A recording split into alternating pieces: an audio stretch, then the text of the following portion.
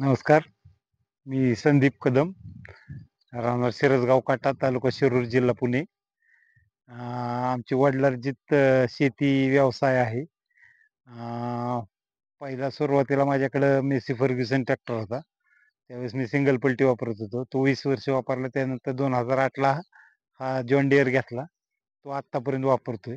50 एच.पीचा tractor आहे. त्याला आता पहिलं मी सिंगल पल्टी नांगर वापरत होतो. दरवर्षी साधारण 20-22 एकराची नांगरट असते. सिंगल पल्टीला साधारण 4-4.5 तास लागायची एकरी नांगरायला.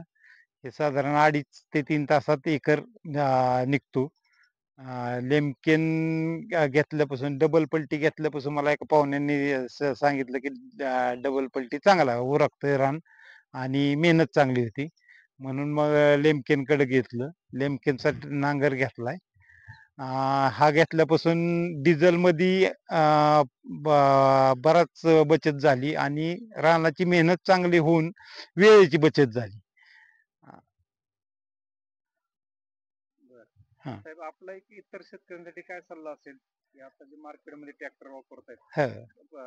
60-65 HP ट्रॅक्टर हो. वापरतात, नांगर मात्र सिंगल पल्टीच वापरतात. नाही. मग ते आपण त्या मशीनची ताकद व्हायला घालवतो आणि हा ट्रॅक्टरला नांगर इतका सुट्टी चालतो की पलटी एकसारखी पडती. वेळेची बचत म्हणजे डिझेलची बचत होते आपोआप आणि मेहनत म्हणजे रानात असा कुठं आपला गणा राहत नाही. त्यामुळे काय होतंय की तणाला